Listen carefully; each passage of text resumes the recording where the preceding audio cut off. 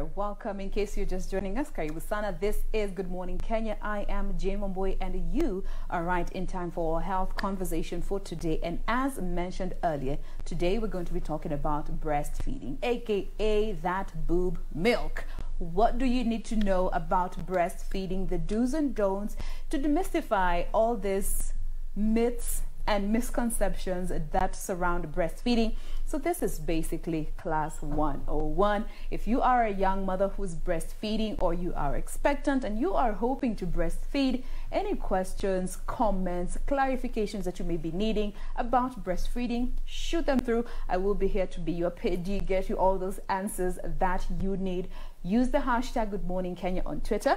At KBC Channel 1 ever remains to be our official station handle. My handle is at Jain Wambui across all the social media platforms. Now, I was going through the World Health Organization's website and just looking at breastfeeding. At least 2 in every 3 children born are not exclusively breastfed as is recommended. But why is that the situation? And if you are not a mother who has breastfed, you might not really understand, and you might be quick to judge another woman for not breastfeeding her child. But so today we want to help you understand what breastfeeding is all about, and the mental state and mental effort that goes into breastfeeding. And to help us with this conversation, this morning in studio, we have Dr. Kithei Ndululu, who's a pediatrician working with Lifecare Hospital, Kenya. Good morning, Doc. Good morning, Jain. Karibu Sana to Good Morning Kenya. Thank you for making time to be with us. Thank you for having me. Absolutely. Are you on the socials? I am, yes. How can our viewers find you in case they want to reach out to communicate? No, well, not so much. I'm just on Facebook. All right. But they can look at Lifecare Kenya. Yeah, they'll find the information that we're going to be sharing right now. All right. Yeah. Now, let's just dive straight into this conversation. From your interaction, with young mothers who are bringing their children for checkups, who have just had their babies, what is the general thinking around breastfeeding? That's a good question, Jain. First, I think Kenya has done a pretty good campaign as far as breastfeeding is concerned, because it's common knowledge out there that we should breastfeed for 6 months exclusively. However, what I find most of the time is that we have told our moms that they need to breastfeed for 6 months, but sometimes we do not give them the right information on how they're going to be doing that, because babies do not come with a manual. Yeah, so sometimes it's easy to say go and breastfeed for 6 months, but if you don't follow through, sometimes we get to have lots of pitfalls, and those are some of the things that I think we need to highlight. Absolutely. Yeah. And just looking at that space between birth and when you can actually see milk production, how soon, what's the time frame that is expected, looking at that phase? Because you find so many mothers stressing out that they haven't had the milk coming yet down, and yet the baby is constantly breastfeeding, but they're not getting the milk. So it varies from one woman to another, from the age at which the baby was born, all right. And just from previous history. So a first-time mom may take a little longer to have their milk coming in as compared to a mom who's had babies before. A mom who delivered through cesarean section may take a little longer than a mom who's delivered normally. We also have women who start producing milk even before the baby is here. Yeah. As early as 7 months, 6 months, they already have milk. So it varies. But as a general rule, by the 2nd day, we should be having breast milk. Okay. Another common misconception as far as that's concerned is that we have moms producing colostrum. They expect it to be white milk, like, cow's milk. But that's not how it looks like. Yes. As long as there's something coming out, then we know that you're going to be producing breast milk. Our biggest worry is if there's completely nothing. No production of any form of fluid coming out. Exactly. All right. Now, there comes in the importance of breastfeeding, from a medical standing. Before we get to understand all the dynamics that come into play, why is it important to breastfeed? No judgment whatsoever. We're here to get the proper knowledge that we need.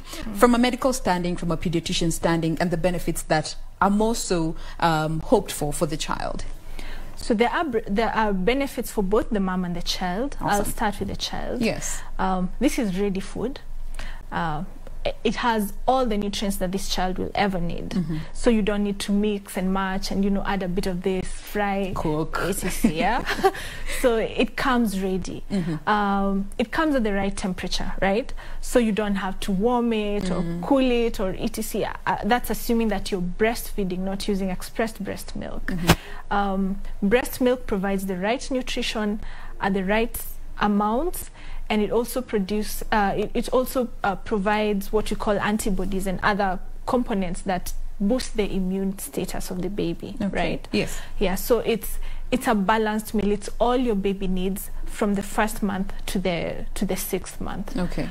For the mom, and also for the baby too, it's an opportunity to bond with the mom.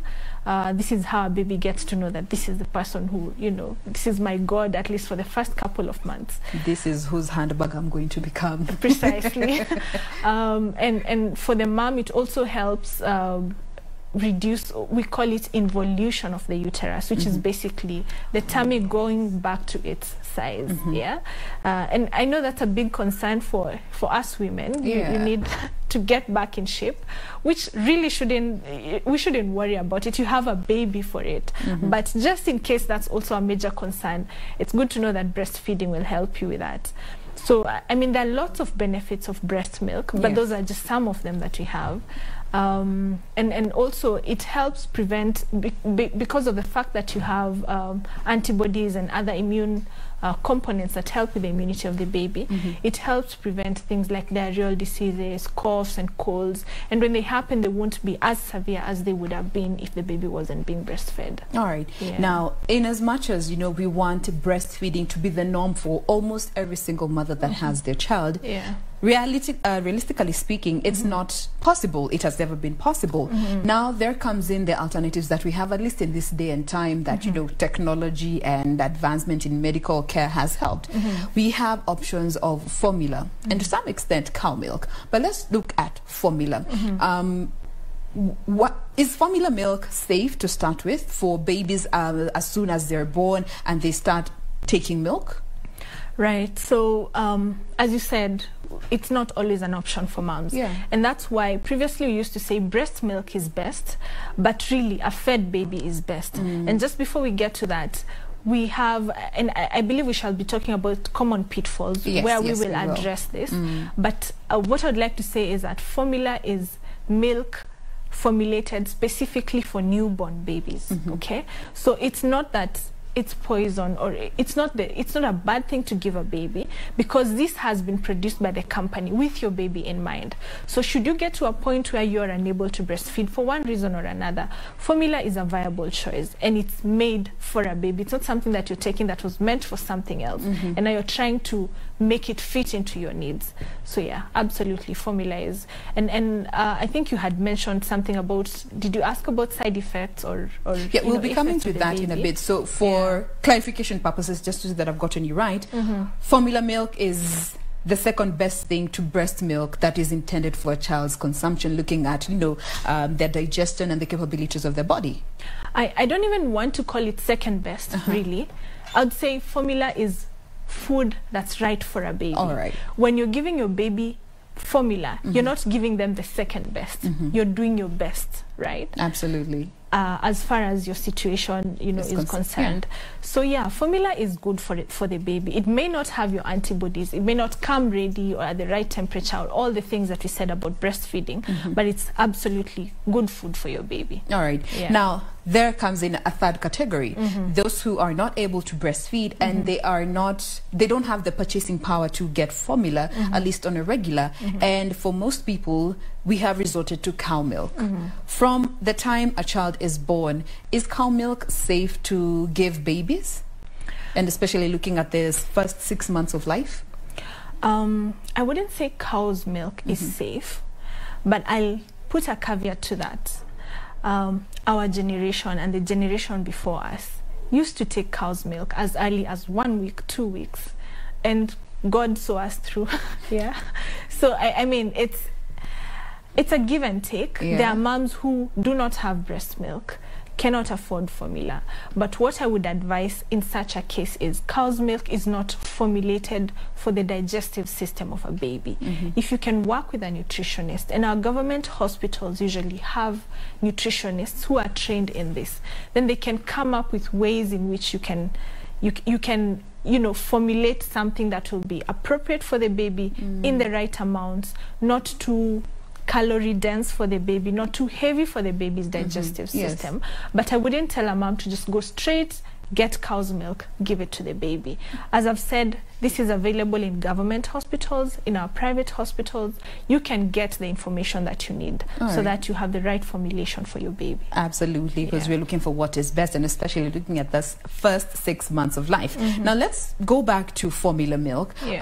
From mothers that I've interacted with, there have been those notable things that do arise as a result of taking formula milk. So what are the pros and cons that as a mom you need to know before you start giving your child formula milk? Okay.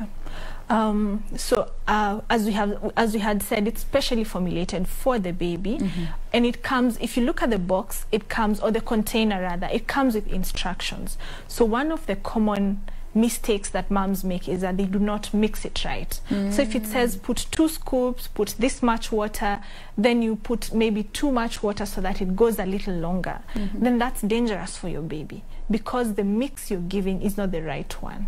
Okay, so you're risking giving and not giving your baby adequate nutrition and causing other issues. Remember, this is a baby whose organs are still developing.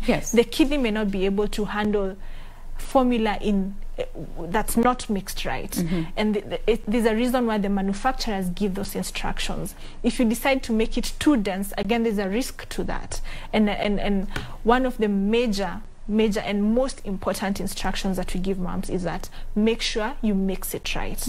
The second thing is make sure you use clean boiled water. Okay, because again, as I said, you do not want to introduce infections to your baby. And unlike breast milk, it does not have antibodies, so you want to be careful with how you're giving it. The third thing is, do not give formula and then put it aside, and then 3, 5, 6 hours later give the same formula that you had mixed hours ago to your baby. That's dangerous. So mix as much as you need, so that if you're going to have any left, you discard it. The next time you have to mix, you have to start the whole process afresh. All right.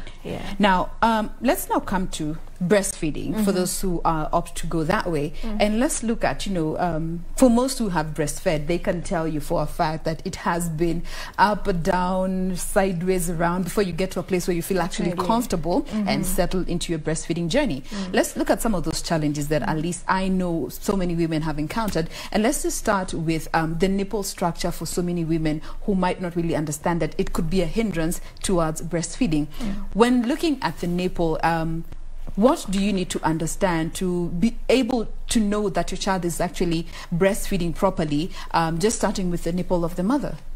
Right, so we have what we call, for a mom who's not been breastfeeding for long, these are ducts that have not been open. And so one of the common issues that we have is cracked nipples. And this happens the first couple of days. A mom tries to breastfeed, but for some reason there's so much pain. And in some cases there may be blood. This brings the pain and the anxiety that's associated with this process actually affects them negatively, so much so that the milk production goes down.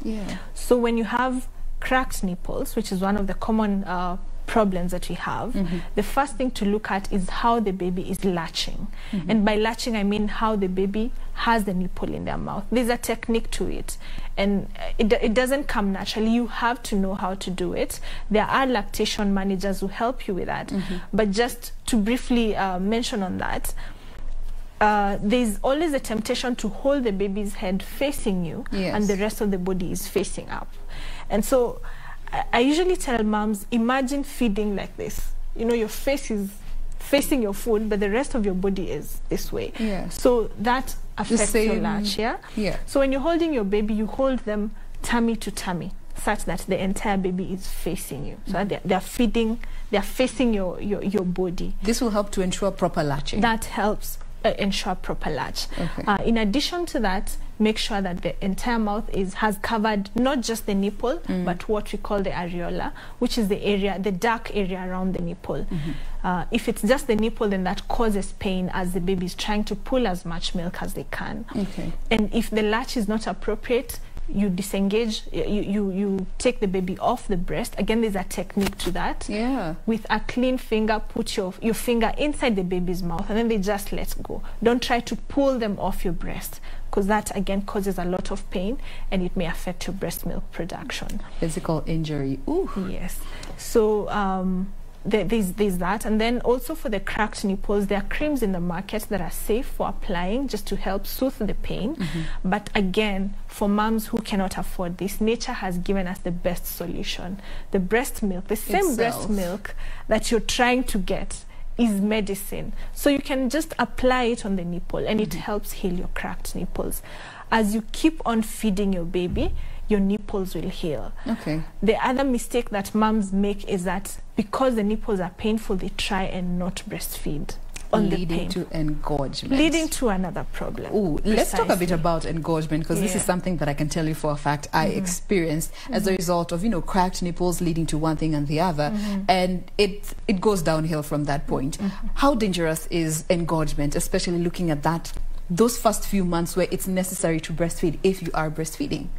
I'll start with the fact that it's just very painful to start with. Forget about it being done. It's very, very painful. Any mom who's gone through that will tell you they wouldn't want to go through it again, which is why we advocate for let moms have spaces for expressing milk at work, etc., etc., so that they don't suffer that. Now, when engorgement happens, one of the things you need to do is get rid of that. And by getting rid, I don't mean get rid of the milk and throw it away, but express the milk. If your baby is not able to take all the milk that you're you're giving them, then find a way to express it. And one of the things you can do to help is do warm compresses. That helps release the milk. If you have a pump, you can pump. If you do not have a pump, you can hand express. It's just as effective as pumping the milk. But you need to ensure that the milk is coming out and not just sitting in the breast. You need to ensure that it's coming out. All right. Precisely. Yes. And if you do not deal with that, it can then lead to another problem. So again, these things keep multiplying. And this is not to scare you. It's just, if you do it right, you may never experience these problems. But because they happen, it's good for people to know that this is a possibility. All right. Yeah. Now, let's go to the other challenge. And this now is looking at the baby, because there are those babies who are born with a tongue tie, and it affects even how they breastfeed. First of all, let's start by helping even our viewers understand, when you talk about a tongue tie on a baby, what do we mean? Right. So there's a tissue that's just below the tongue. We call it the frenulum in medical terms, but it's a small tissue that connects the tongue to the floor of the tongue. Yes. Now, in some babies, it may be a little more than it should be, so much so that it's keeping the tongue very close to the floor of the mouth, and so the baby is not able to suckle very well. Now, when that happens, then you need to talk to your doctor, your pediatrician, your physician, or your primary care specialist, and they will advise you accordingly. The reason I'm saying you need to talk to them is that sometimes a baby may appear to have a tongue tie, but they're breastfeeding perfectly fine. So not everything that looks like a tongue tie needs to be released or cut. All right. You have to work with a health practitioner for them to advise accordingly. All right. Yes. Now, let's look at another aspect before we get to move at a whole different angle. And this is about nipple confusion. And this is more so when mothers who are breastfeeding and also bottle feeding at the same time. How do you know that, there's nipple confusion on the child when you're trying to when you're breastfeeding and also bottle feeding? This sometimes happens when the bottle is introduced too early. For one reason or another. It may happen because the mom was unable to be there and so you had to feed the baby using the bottle. It may happen to babies who are born and require admission in the hospital, meaning that for a couple of hours they're under the care of the nurse, or maybe full time they're under the care of the nurse. And so by the time the mom is taking their baby home, they are already used to feeding using the bottle. Now, the difference between the bottle and breast is that the bottle is, it allows milk to flow freely, such that the baby doesn't have to work very hard to get the milk, as opposed to the breast, where the baby has to suckle to activate the milk, to make sure that it starts coming out, just to facilitate the letdown precisely. And so because of that, the baby may start preferring the bottle to the breast. So much so that every time you offer them the breast, they do not want to feed, even when they're hungry.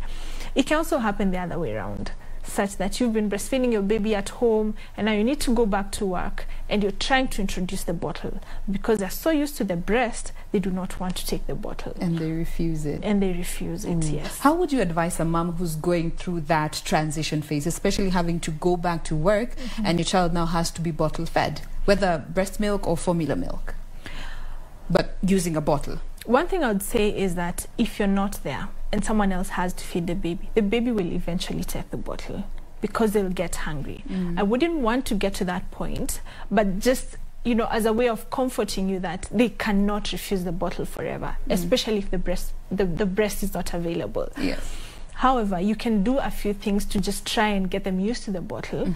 And so after the first, we say the first 2 weeks, if you're at home, you didn't have to give the bottle for any other reason.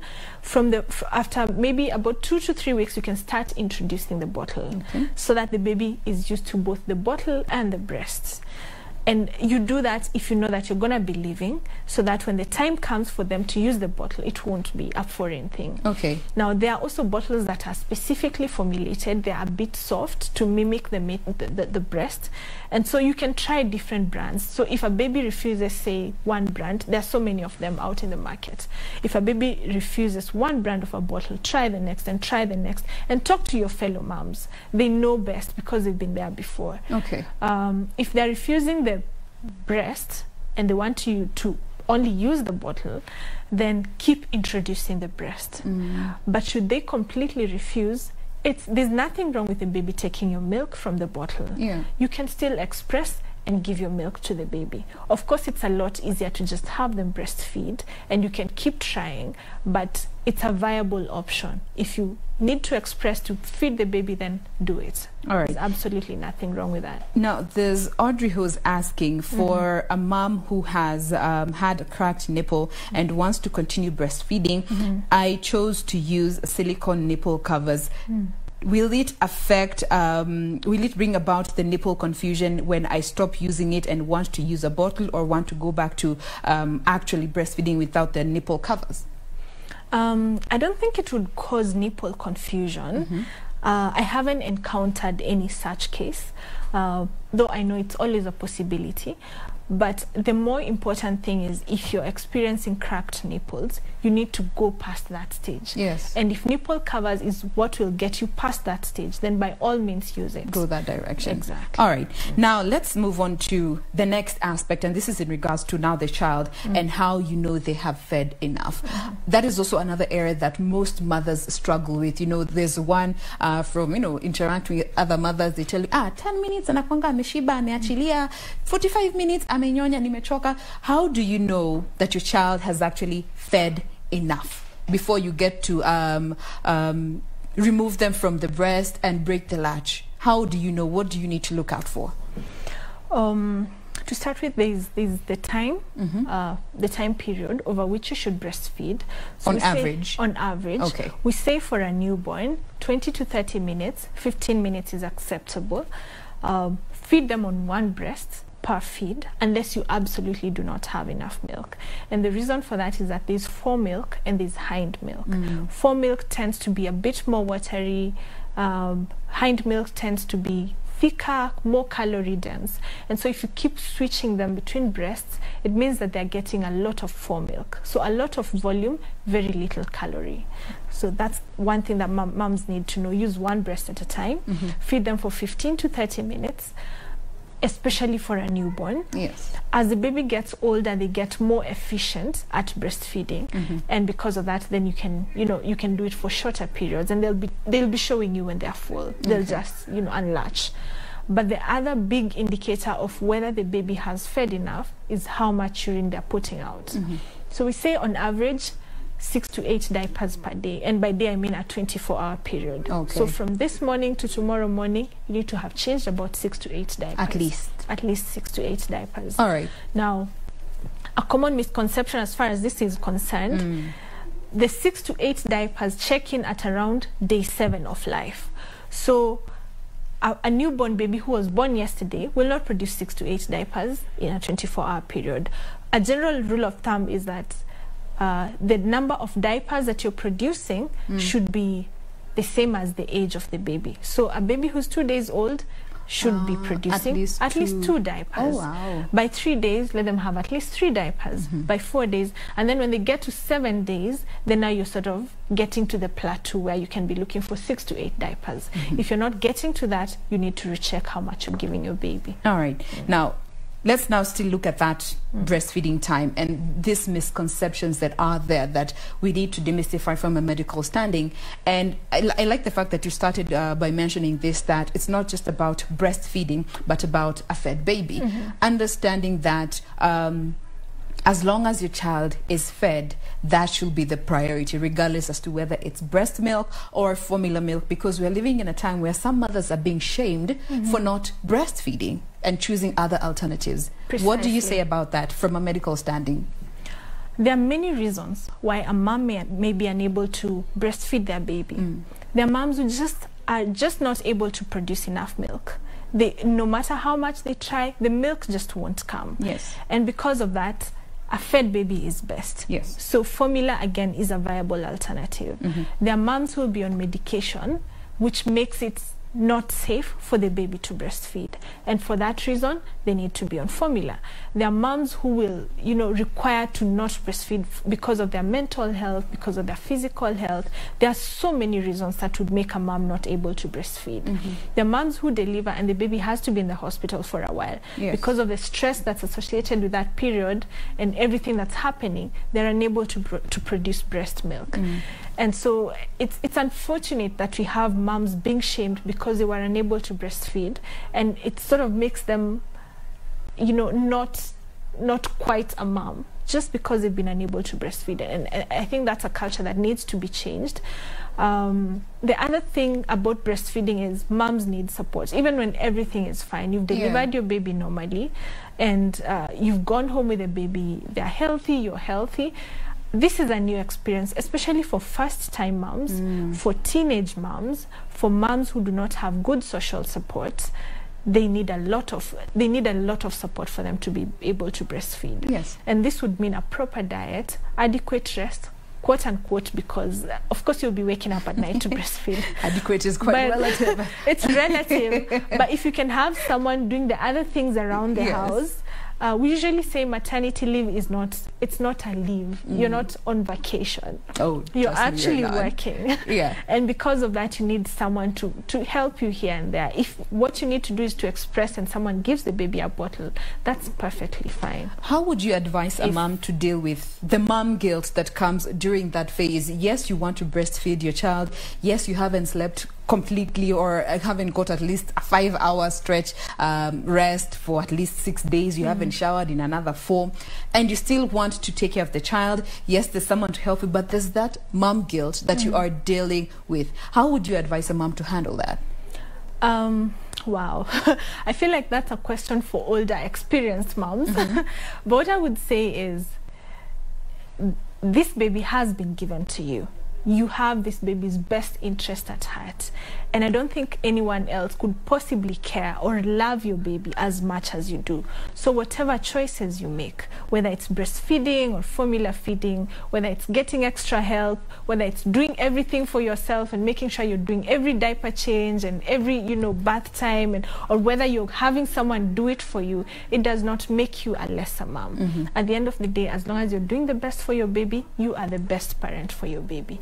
Everything else is relative. Everything else is secondary. Now let's talk about in the market, there are medications that are meant to help you with milk production when you're going through a phase where maybe your milk production has gone low or it has just disappeared altogether. How safe are these medicine, and how long should you take them, and especially once the milk has started to sort of flow back into place? How long should you continue taking them? What I would advise is always make sure that whatever you're taking has been prescribed by your healthcare practitioner, because we live in a country where, and it's not just our country, everywhere actually, you can find things on the street that are concoctions that are labeled, but you're not sure whether what's on the label is what's in the bottle. So at the end of the day, you need to take what has been prescribed by your doctor. There's a couple of drugs, and some moms will only need a single dose, others will need maybe 2 doses, and once the milk kicks in, then you do not need anything more. In addition to that, in our cultures, our moms have experience, and so they'll tell you that this food brings in milk, this and that will lower your milk. As long as it is food and not a concoction or a herbal remedy that you picked somewhere. If someone tells you njahe is what will bring your milk in, then take njahe. The person who's saying that is saying it from experience, and it's something that has been passed down the generations. So let's not trash what the culture that we have inherited, because these people have experience. But should you need medication, then make sure you take it from a certified health practitioner. All right. Now I'm being told we are completely out of time, but as we sort of close this conversation, looking at that space when you are looking to stop breastfeeding because maybe the child is now eating food, they are on a proper nutrition, what do you need to do to be able to stop milk production in a healthy way? Very briefly. Very briefly. Okay, that depends on many things. I know that doesn't sound brief, but one of the things is, by the time it depends also on why you're stopping to breastfeed. So if you're stopping breastfeeding at 2 months vis-a-vis stopping at 2 years or 3 years, those are different things. By 2-3 years, your milk production has slowed down because your baby is eating other foods. So you could just not offer, not refuse, and as your baby, because at that age your baby is very active, running around, they'll easily just wean themselves off. Their moms will say take the baby to someone else, disappear for a couple of days. If that's what you want to do, then perfectly fine. But sometimes you can actually stop while you're there, and you may not need medication. As long as you slow down gradually, your milk will eventually dry out. If it's a baby who can understand, talk to them, explain to them that now you're a big child, you can eat food, you have teeth, etc, etc. There are many ways of doing it. All right. Yes. That reminds me of another incident that was actually last week on the socials of an 8-month-old who bit the mom's nipple when she was breastfeeding, and she went into a fit of rage and stabbed the child 90 times on the face. Oh, wow. That's a whole other story. That's why we need to understand why it is important to know how to be able to stop breastfeeding in a healthy way. But then again, we cannot fully exhaust this conversation in this one sitting, and we do look forward to more interaction as we help our viewers understand, what goes into breastfeeding as a whole and all other angles that come into play. But for now, we have to end it at that particular point. We have been speaking with Dr. Kithei Ndululu, who is a pediatrician working with Lifecare Hospital here in Kenya. Thank you so much for making time. We appreciate your time today. Thank you for having me. All right. Okay. That is that in regards to Good Morning Kenya, but be sure to join us again tomorrow morning for another fantastic edition of Good Morning Kenya. My name is Jain. Have a lovely day. Do enjoy the rest of your viewing. God bless.